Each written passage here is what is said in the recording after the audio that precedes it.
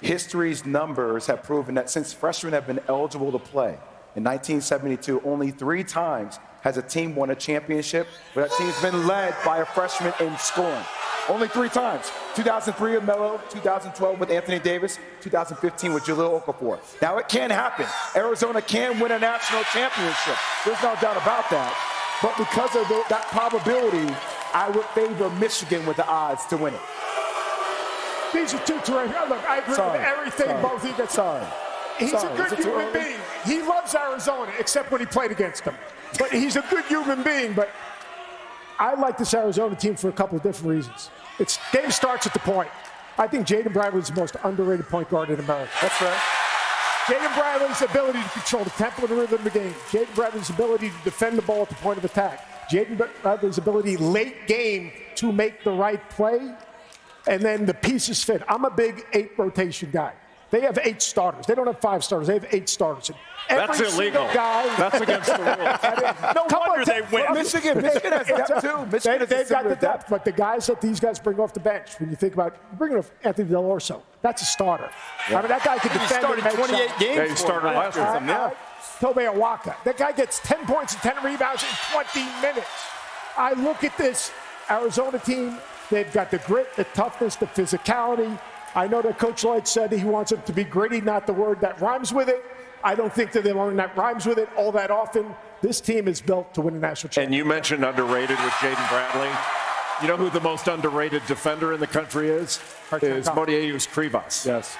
Like, he is a wall in there. Block shots, controls the lane. He's 7'3". He could be National Defensive Player of the Year. They got 2 of them now. Karchenkov on the perimeter can guard any perimeter.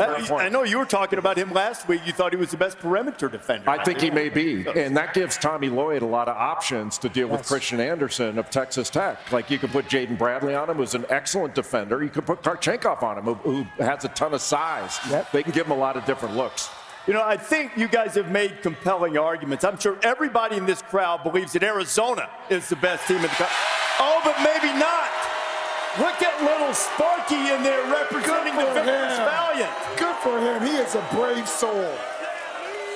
That has reduced his chances to get a girlfriend here.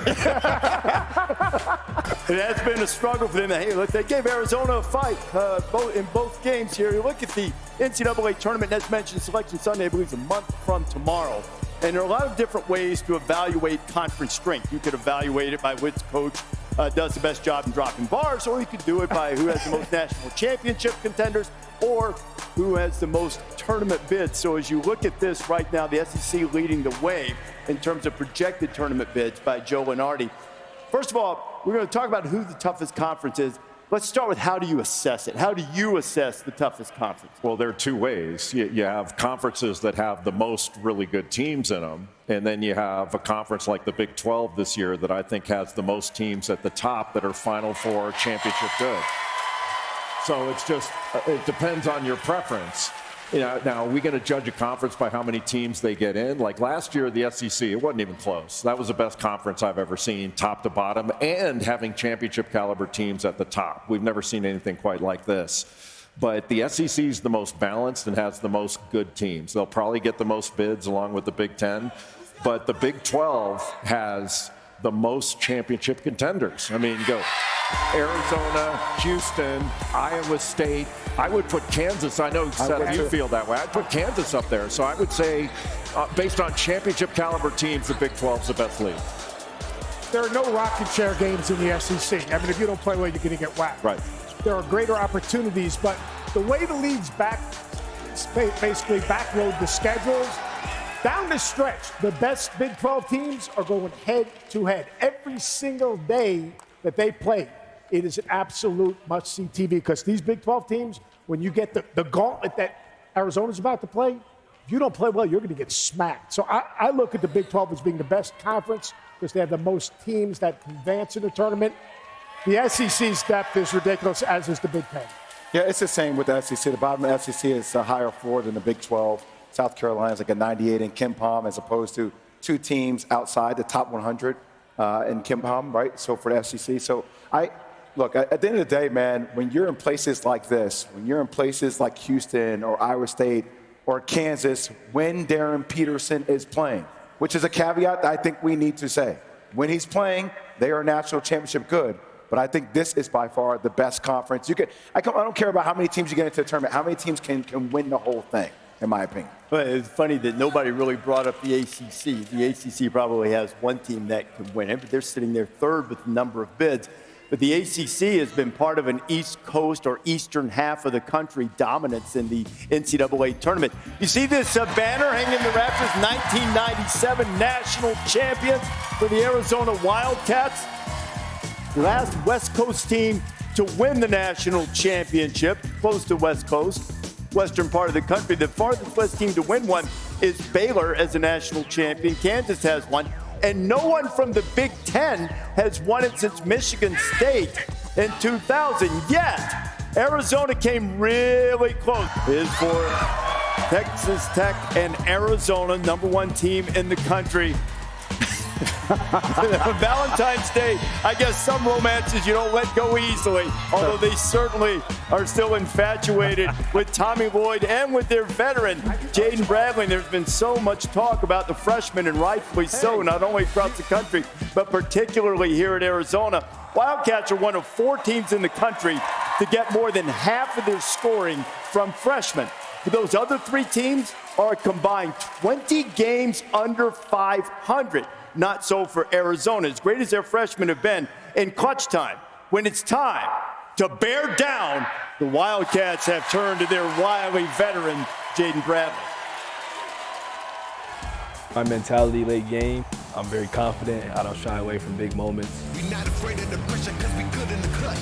That's good. Jaden Bradley showing up in the clutch. We on fire, call it octane. Nothing can scare him or throw him off the rhythm. He's calm, cool, collected. Turn around, goes to the bucket, lay it up and good. Leave it up to Jaden Bradley. How many big shots has he hit tonight? When that moment arises, he's not afraid of it. I work on and off the court for moments like this. Got some Valentines in the stands. Jaden Bradley joins us here. For the leaders of Arizona, you've had all of these clutch moments. What's it like to hear your teammates talking about you like that and being clutch? It's wonderful. Just to be in Tucson. The fans are great. The atmosphere is great, and happy for our team and the success we're having right now. I think that 3 of your 4 20-point games this year have come against ranked opponents. How's it been for you picking your spots with these freshmen that you're playing with who are also very talented? Like you said, I got great freshman teammates. Yvonne, Braden, Cole, I can go down the line. But just, stepping up in the big games when my team needs me, I'm just happy to do that. Now, a lot of times we hear when a team loses a game, if they were undefeated, they needed the loss, it helped them. How would you say that you guys responded to the Kansas game, which was a great game, by the way? But how have you guys responded to that? Coach has been on us. We definitely could have easily won that game, but, I'm happy. Like you said, we're going to learn from that loss, and, we're going to bring the energy tonight, and we're going to need the fans. We're going to need everybody. It's going to be a good one. Well, you're going to get the energy. You're going to get the noise behind you. And Henry, from what you've seen, I'm sure you've watched a lot of Texas Tech, played against them before. What is it that you guys need to be successful at tonight to win this game? Texas Tech is a great team. You got a great guard, got a great big. You got to do a great job in the pick and roll. Containing Toppin and Anderson. So it's going to be a great task. Okay, I know that Tommy Lloyd's a great coach. Yeah. Are you aware of his other skills, his turntable skills? Have you seen this? Yeah, he showed us some tricks and stuff like that. I'm ready for him to show the world, his skill set. Now, I'm sure that he points out on film things that he would like for you to do better. What would you like for him to do better on the turntable? You got something for him? He's right behind you, so you can say what you want. I don't have any advice. Here's DJ Tom E. with the great and legendary Mix Master Mike. Tommy Lloyd's joining us now. Natalie attired there. Have you ever thought about going back to the full suit on the sideline? It's not going to happen here. I mean, I have some strengths and some weaknesses, and one of them is always authentically be myself. And I don't even have a suit.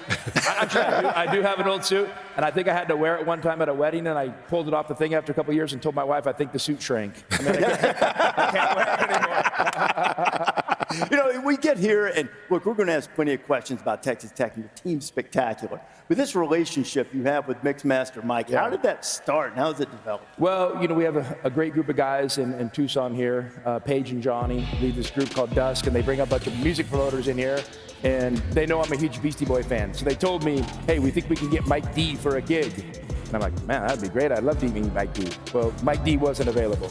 Then they brought Mixmaster Mike, and it was a match made in heaven. So he's been coming out here for a couple years, and he and I have developed a great relationship. He's just an amazing person. And it's not about, you know, him being a celebrity or anything like that. It's just like the true essence of him is what we should all be about. And so he and I have developed a great relationship. We hang out anytime we can. And you guys got to see last night a little how spectacular and he's just real talent. And, you know, he's a GOAT. He's a GOAT. And it's been an awesome relationship. JB's still recovering from last night, Tommy. Yeah. Hey, every time. No. You remember when Bilas used to drop bars on his Twitter account? Yes. Yeah. He was a little gun shy of grabbing the mic last night. Hey, every time I spend time with you, you're so laid back. You're so like just cool, calm, and collective. When I see you on the sideline, though, you're extremely fiery, right? Like you get into like your passion of how you coach, sure. And your team. That translates. Take me through like who some of the leaders are on your team and how you feel like that translates your personality on the sideline. Well, I mean, obviously, you know, Jaden Bradley, we'll start with him. You know, I mean, and Jaden's just a consummate pro, a true point guard. And you know what I love about JB, you know, as my role as head coach, I try not to take up too much space in the room. I understand being the head coach at Arizona, it's a legacy program. This isn't about me. This is about me, you know, kind of during my time and my watch, doing everything I can to make this program the best it can be and build on the legacy for the future. I'm building on a legacy established by Lloyd and Sean Miller. This is my time now, but there's going to be another one of me someday, so I take that really seriously. Another leader I think we need to talk about is Tobe Awaka. I mean, this guy... I have an acronym I use someday. BAMF. I'll let you figure out what that means. He's one of those guys, but he's such a classy individual. I mean, this guy's like a 4-point student and does everything right, will do anything for the team. It was his idea to come to the staff this year and come off the bench. How many guys do that? Wow. Yeah. Getting 10 rebounds a game off the bench is a hell of a Crushing thing. it. Yeah. There's nothing in the rule book that says the number one team can't get better. And as you look toward the end of the season, this gauntlet you have, how can Arizona get better headed toward the NCAA tournament? You're 100% right, and that's been our mantra. Is you know, I tell our guys 2 things can be true. You can be doing great, but still have to get better. And the best teams I've been around that have won on these runs have gotten better week by week. We're in it right now. I mean, you look at our schedule, guys. It's going to be tough. We might get knocked down again, but we got to build back stronger for a stretch run in this season. This team is built to do something special. But that doesn't mean it won't stub its toe. So we've got to be able to respond from that. So I'm excited. I'm excited about the challenge of today, and I'm excited about the challenges that lie ahead. Tommy, you had a great quote the other day. You said, if we're not gritty, we are. What's that word? I'll let Jay say that. Jay could say that. But so define gritty in terms of when you're talking to your team. What is gritty? Get it done. You know, there's a physicality that has to come with this game, especially in the Big 12, and we fully embrace that. Get it done. You just find a way to get it done. Don't worry about how it necessarily looks. You know, obviously we have techniques that we really believe in and a level of physicality we believe in. But let's have a get it done mentality, and let's not quite worry about how the optics are. I asked Jaden a similar question. Sometimes you hear coaches say, well, our team needed a loss to refocus. Did your team need a loss, and how have they responded? No, I don't think you need a loss. I mean, what I told our guys is, listen, for one, Mikhail's special. This is a special player. Alan Fieldhouse is special. I think if you go play Kansas with 5 walk-ons, it's going to be a hard game. You know, if they're playing 5 walk-ons and you're playing your guys, it's going to be a hard game. And that atmosphere was amazing, and we gave ourselves a chance to win. We just didn't quite get it done at the end. And, you know, now it's time to come back and regroup and build back. I mean, I told our guys after the loss, hey, man, I feel like the season just started. I mean, I didn't. I told Jay this last night. I didn't expect to be 23-0, so what's wrong with being 23-1? Let's keep it moving. There's nothing at all wrong with that. it. No. 23-game winning streak to start the season was a great one, Tommy. Can't wait to see your team play later on this afternoon. We appreciate your hospitality. You guys have been, in this crowd, everybody's been amazing since you've been here. We appreciate you. Tucson's a special place. The University of Arizona is a special place, and I'm proud to call it home. It is home, and it is also home to a couple of Tommy's great freshmen here. We're seeing a different level of preparedness from this group of freshmen that we've ever seen before. 48 30-point games, 7 40-point games. Now, I'm not saying the talent will rise to the level of some of these other classes in the draft as released like in product, right, in the NBA. But this is the greatest freshman class ever from a production perspective. Freshman class ever. Like, think about that for a second. When you're thinking through the NBA draft, I counted the other day, I had 13, the first 13 picks in the draft were all freshmen, in my opinion. That's going to happen. That's been unprecedented in the history of the NBA draft. Like, I watched Mikael Brown Jr. drop 45 the other day, and it was easy for him. He found a rhythm. Kingston, the names, we keep talking about the top 5. You might get a 8, 9, 10. There's a reason why all these NBA teams are tanking to the level they are, because they see the depth of the talent in this draft class. It's their maturity. It's their basketball IQ. It's their approach. That's the thing that blows me away. I mean, and I think USA Basketball has something to do with it, because when they play for USA Basketball, it's about winning a gold medal. It's not about just your stats. Stats come, but these guys are learning how to be winning players. They all don't chase shots. They play out of double teams. They make the right pass. They're competitive defensively. Each and every one of these guys has his own personality. The numbers they're putting up, not all the same guys are going to the same school now. The best players in college basketball and high school basketball are spread throughout the landscape of college basketball. So they're all getting an opportunity to have their moment and be a focal point of that offense. Offenses are faster. Teams are playing more in transition. They're a more three-point shot. But ball movement's better as well. And they're doing it at a game that has gotten consistently older across the landscape over the last few years. And how about, when a lot of us like to bag on American basketball and American development, clearly it's doing something right. I mean, holy cow. It's been great. We'll see a lot of them, see a couple of them in this game, in the Arizona-Texas Tech game. Later on, going to see Cameron Boozer at the top of the hour. So it is Valentine's Day, and we want to wish our wives happy Valentine's Day. Wilbur and Wilma showing that romance is still alive and well here in the desert. Here he is, Caleb Love with J. Will. Caleb, going from the ACC to Big 12 when you came here, what was that transition like for you? Man, it was smooth. I think the Big 12 is a lot more physical than the ACC. So that was probably the biggest difference. And every night you're getting everybody's best shot. When you're getting inducted to the Ring of Honor, you look at some of the names up there: Stanley Johnson, Jared Bilas, Aaron Gordon, Nick Johnson, Andre Iguodala, Derek Williams, Chase Budinger, Gilbert Arenas. What does this mean for you today? It means a lot. It just goes to attest to, how much work I put in. I give all the credit to my mom, my parents, my dad, all my coaches and trainers. I just think that, it's a blessing to be, inducted with those guys. How was it playing for Tommy Lloyd? You get a chance to spend time with him. He's so personable as a player's coach, but also he's fiery at the same time. I think that's just what you said. He's a player's coach. He cares about his players on and off the court. And I just think that, our relationship is built over the course of the time that, we've known each other. And, he helped me a lot in the 2 years that I was here. And he's still, he's still in my ear, still coaching me to this day. So I appreciate our relationship, and I appreciate him for helping me throughout my journey. This Arizona team this year, prone to win a national championship. What do you think they need to continue to work on in order to do that? Just staying consistent. And that's something that they've been doing, all year.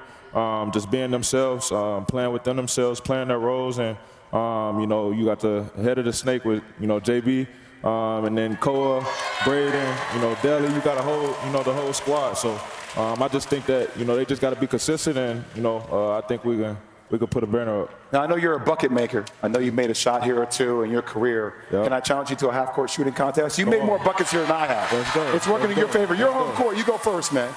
I know you're cold, but I don't want to hear any excuses. Rip Hamilton beat me last year on this. Oh, no. All right. Just please make this win on the game. Win on the road. Oh. All right, we're even. Hey, congratulations, man. Really appreciate it. Congrats. Yes, Make the minute count. Caleb Love, 11, will be inducted into the Ring of Honor here at Arizona tonight. Some of the same cast of characters a few guys that are different for this showdown that's coming this afternoon. I think for Arizona, the key is going to be their mindset to get the ball inside and to get downhill and get in the paint. That's where their strength is. Arizona scores 46 points a game in the paint. That's second in the country. They're an excellent offensive rebounding team. The more they pound the offensive glass, the fewer opportunities that Texas Tech can have in transition. But really what I think they need to do, Arizona, is they need to go at JT Toppin and make him guard. You know, with Arizona's size and their ability to get to the foul line, they've got to put JT Toppin in positions where he's got to guard on every defensive possession, put him in a position to pick up fouls. One of the ways you go at a great scorer is make him guard on the other end. I think Arizona's going to do that. I think they could do that with their continuity, too, and how to utilize that in ball screens, right? You keep him moving. You try to wear him down over the course of the game.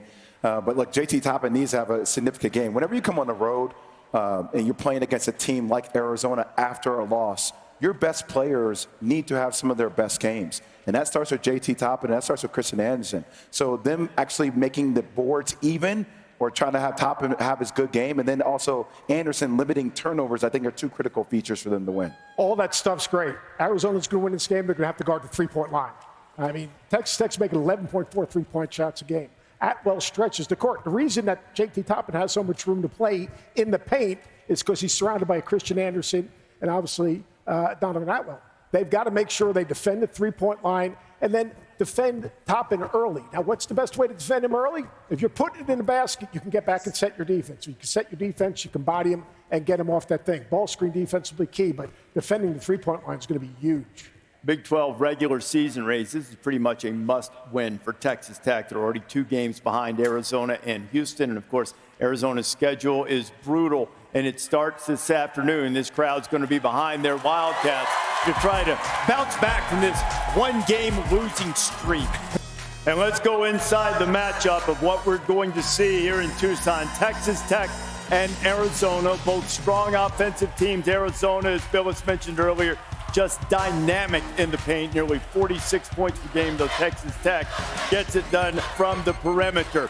We got Mixmaster Mike today, and as a DJ, Tommy Lloyd probably still has some skills to work on the turntable to improve, but he is a Mixmaster maestro when it comes to working the bench, and man, he is going to have to be.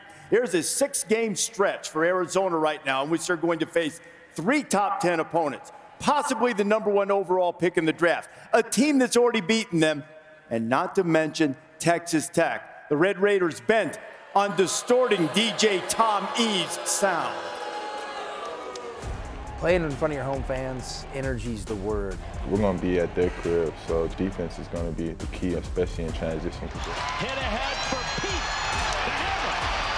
I don't know if you can slow down Arizona. That's a freight train of size, athleticism, scoring. There's Toppin again. Toppin! Oh, boy, to the 11th floor. Key to being Texas Tech is being very physical on defense, and they got some great players taking away the 3 and just make it chaotic for them. You just got to be tougher than them. You got to out-hustle them, out-rebound them. If you don't match their physicality and you're not there for the fight, you don't have a chance.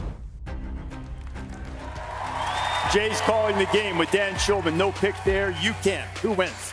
I think the front court, the rebounding, the physicality, the inside offense of Arizona. Arizona wins this game, wears down the front court of Texas Tech. Yeah. Arizona fans, I have a confession to make. 2001, I should have received my 3rd foul in the first half of the national championship game. Good no I call. admit that. I rode you then, Arizona, and I'm not only going to ride you now, but I'm going to ride you all the way to the title game. It's your turn for the ride. Let's go.